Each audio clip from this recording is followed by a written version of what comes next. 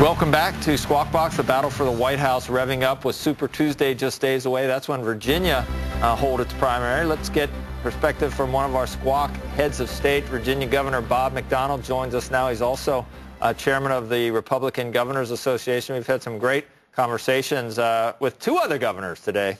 With Governor Pataki and Governor Rendell. Where are you on whether the Republican Party has been damaged or its chances have been damaged from this acrimonious campaign season, Governor? I'm not sure you can hear, Governor. Yeah, I'm telling you, there's too many governors. Yeah, you're the new one. You're the one we want to hear from. We're going to try. You have the floor for the next 5 or 6 minutes.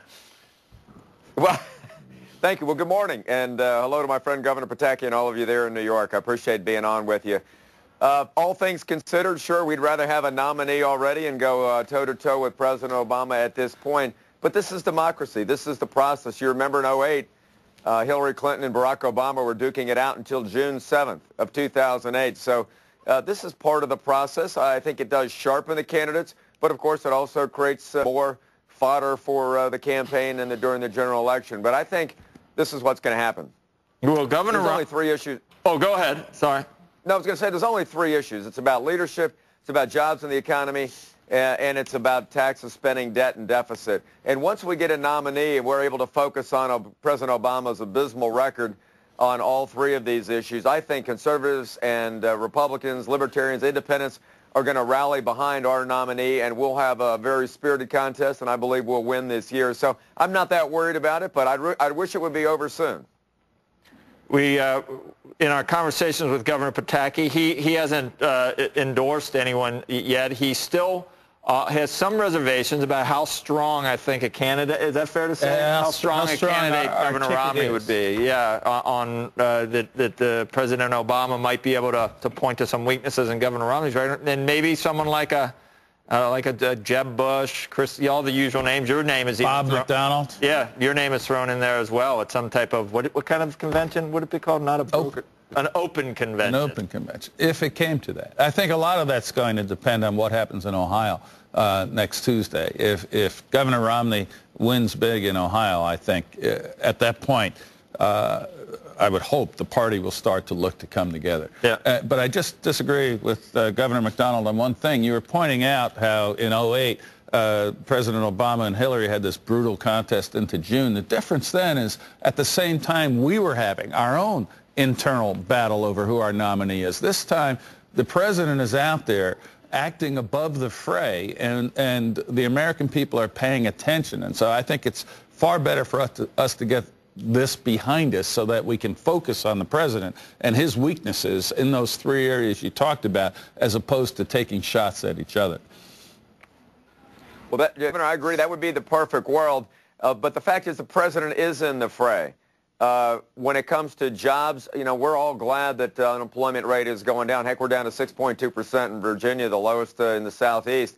But the fact is, Governor, we've had an 8% unemployment rate for the entire Obama's presidency except for his first month. He's done nothing but increase the national debt, $4.7 trillion. Even when he had his party in charge of Congress for 2 years, no debt reduction, and it's going to be over $20 trillion with his budget. No real plan on jobs, on energy, and continues to blame everybody from President Bush to Wall Street to the founders for what's wrong with the country, and that's not leadership. So I think he is in the fray. You're right, he doesn't get the shots directly, but his performance has been abysmal, and I think independent voters who will control the outcome of this election, you know, they just want good jobs, they want a stable environment, they want a government that's responsive, and they want somebody who's going to lead. And I think when we go toe-to-toe with Governor Romney and President Obama, I think we win. Governor, you know the media, they love a good story, and the latest narrative is that you're governing, and in the back of your mind you're thinking, wow, do I need to stay in a certain ideological position so that I can be a good vice presidential candidate? Have you any personhood bills, gun bills? Are you doing anything based on your prospective chances for being the running mate of the nominee? Hey, you know, I got the job held by Thomas Jefferson and Patrick Henry. There's no better job than that. I'm not auditioning or campaigning for anything, but I do want to win more Republican governor's races this year.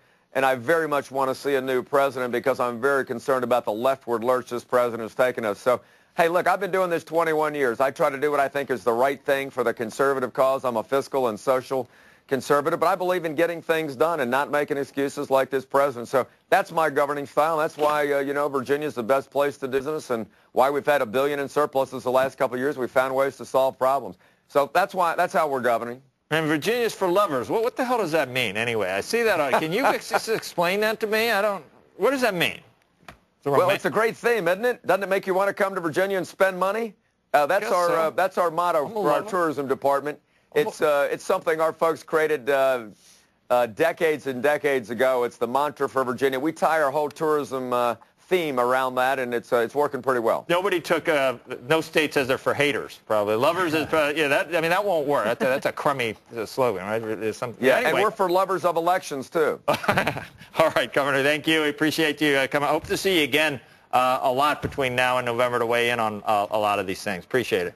Appreciate it. Have me back. Thanks. Okay.